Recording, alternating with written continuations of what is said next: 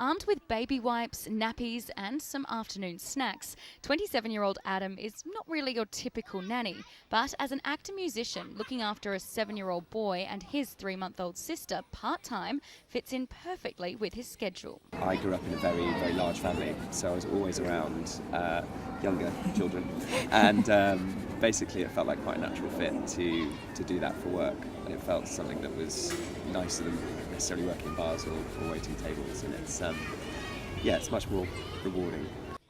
He's just one of many so-called Mannies emerging in the world of casual childcare, helping to slowly break down the stereotypes in what is a female-dominated profession. And I actually sort of refuse to call myself a Manny and just a nanny, because I just feel like I am a nanny and I don't need to kind of make it a more masculine thing, because it's just a really lovely job that I get to do.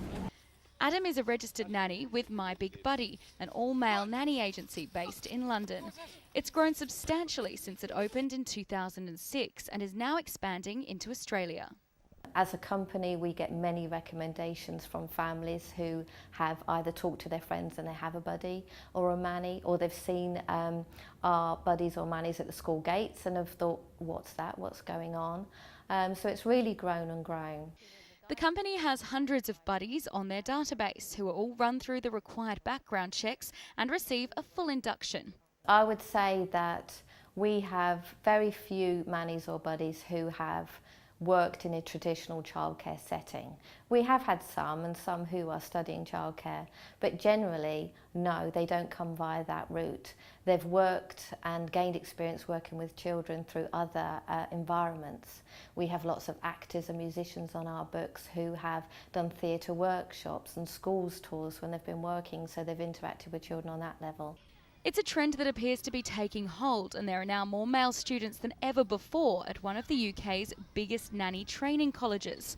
But there aren't as many taking on more formal roles in early childcare, and men only make up 5% of the early childcare workforce in the UK.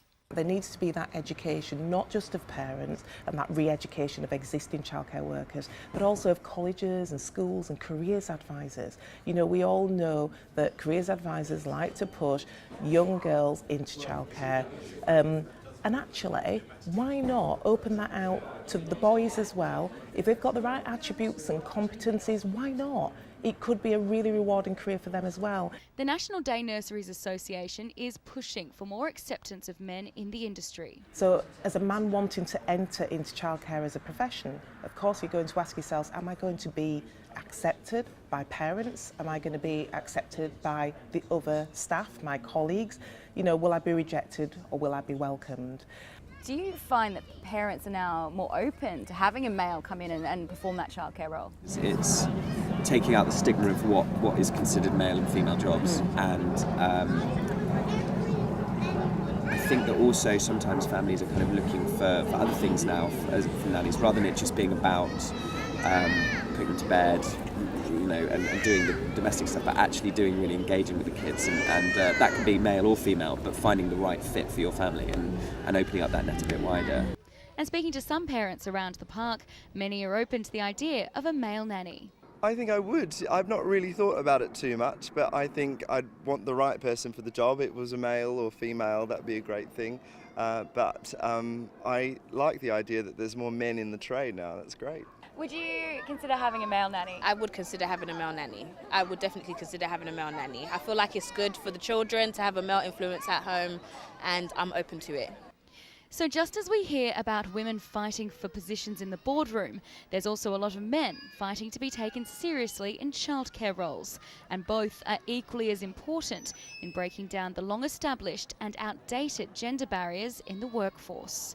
Katie Gregory for CCTV.